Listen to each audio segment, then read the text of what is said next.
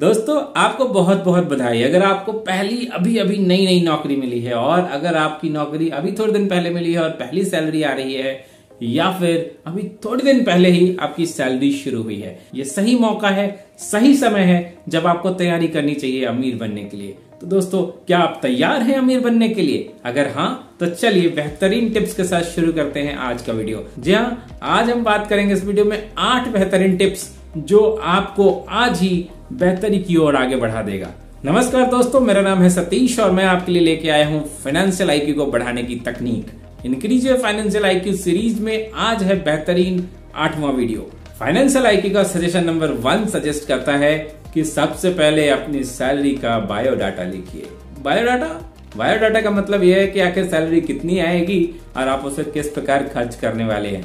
पहली सैलरी मिली है तो ऑफ कोर्स आपके कुछ और अरमान होंगे, कुछ प्लानिंग होंगी जिस पे आप खर्च करने वाले हैं, तो उसको लिख डालिए। लिखने का फायदा ये होगा कि आप अपने बजट को उसके अकॉर्डिंग फिक्स करेंगे जितना आपको जिस मद में खर्च करना है। आप नए शहर में रह रहे हैं, रहने का खर्च है, वहां पे खाने का खर्च है, वहां पे अपनी लाइफस्टाइल को बिताने का खर्च है और उन सब खर्च के बीच आपको वो खर्च भी निकालना है जिससे आप अमीरी की राह पे आगे बढ़ेंगे।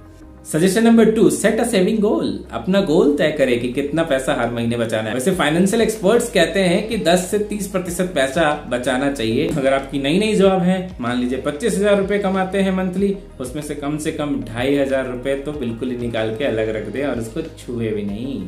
और उसे कैसे ऑटोमेट करेंगे? सजेशन नंबर 3, बैंक अकाउंट में हर बैंक में ऑनलाइन में ये सुविधा उपलब्ध होती है कि आप ऑटोमेटिक डिडक्शन को एक्टिवेट करके रख सकते हैं।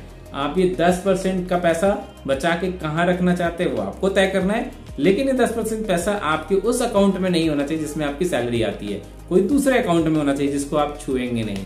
आगे बढ़ते हैं अमीरी की राह में। सजेशन नंबर 4, दोस्तों अगर पहली बार जॉब कर रहे हैं, पहली सैलरी आई है तो शॉपिंग भी करने का दिल करेगा, कुछ नए कपड़े खरीदने होंगे, अपनी लाइफस्टाइल एनहांस करनी होगी, तो इसके लिए भी बजट बनाइए। जी हाँ, अपने सैलरी का एक खास परसेंटेज आप तय कीजिए कि हर महीने कितना खर्च करना है उस पर और उसको अलग कीजिए अपने शॉपिंग के लिए। आप क्या शॉप करना चाहते हैं? घर में सोफा लाना चाहते हैं, लेके आइए। चेयर लेके आना चाहते हैं, लेके आइए। घर में पंखे लगाना चाहते हैं, एसी, फ्रिज, टीवी, जो कुछ भी लगाना चाहते हैं सब लगाइए और उसके लिए बजट तय कीजिए। ध्यान रखिए, अगर बजट तय करके आप इसे करना शुरू करेंगे, आप पाएंगे कि अगले 1 साल के अंदर आपके घर के अंदर सब कुछ रेडी है और आपके जेब पे कोई बर्डन भी नहीं आया है।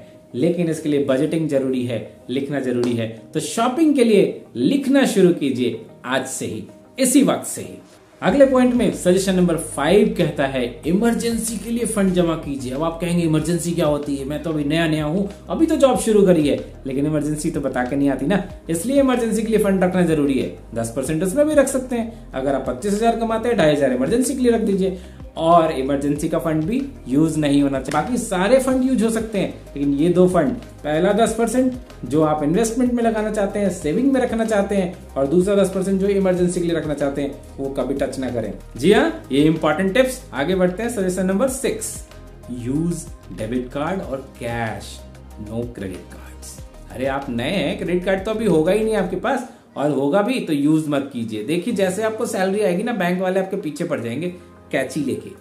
कैची क्यों? क्रेडिट कार्ड में कैची नहीं होती, क्रेडिट कार्ड के अंदर कैची होती है। वो आपके जेब से पैसा निकलवाने की कोशिश करते हैं।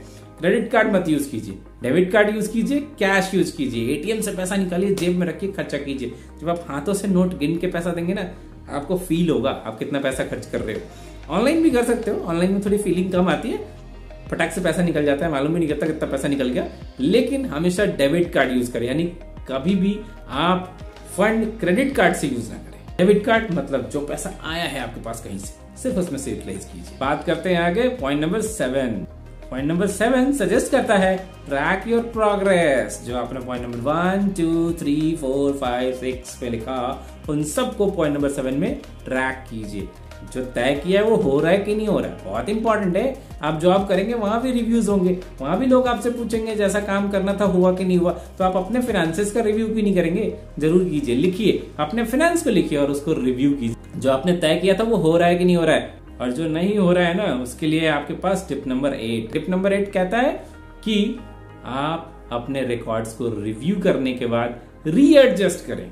रीएडजस्ट करने का मतलब क्या है? जब आप 1 महीने, 2 महीने, 3 महीने जब आप ट्रैक करेंगे तो आप पाएंगे कि कुछ खर्चे दूसरी जगह हो रहे हैं इंस्टेड ऑफ जहां आप करना चाहते थे। तो क्यों ना उस बजट को थोड़ा ऊपर नीचे करके मिक्स करके एक नया लड्डू बनाएं। जी हाँ, नया लड्डू का मतलब ये है कि पहला वाला लड्डू अगर स्वादिष्ट नहीं है तो जरूरी थोड़े ना कि उसी को बार बार खाना है। नई स्कीम बनाइए, नए प्लान बनाइए और उसको लेके चलिए। लेकिन याद रखें, इसमें सेविंग का गोल और इमरजेंसी फंड का गोल कभी हटना नहीं चाहिए। ये दो सबसे इंपॉर्टेंट टिप है, अगर आप इससे भूल गए तो हो जाएगी चूक। तो मेरी दुआएं आपके साथ है, अमीर बनिए, समृद्ध बनिए, आगे बढ़िए। ऐसे ही बेहतरीन वीडियोस लेके आऊंगा आपके लिए लगातार। जब तक मैं आपके लिए अगला वीडियो लेके आऊं तब तक के लिए आपको नमस्कार, जय हिंद, वंदे मातरम।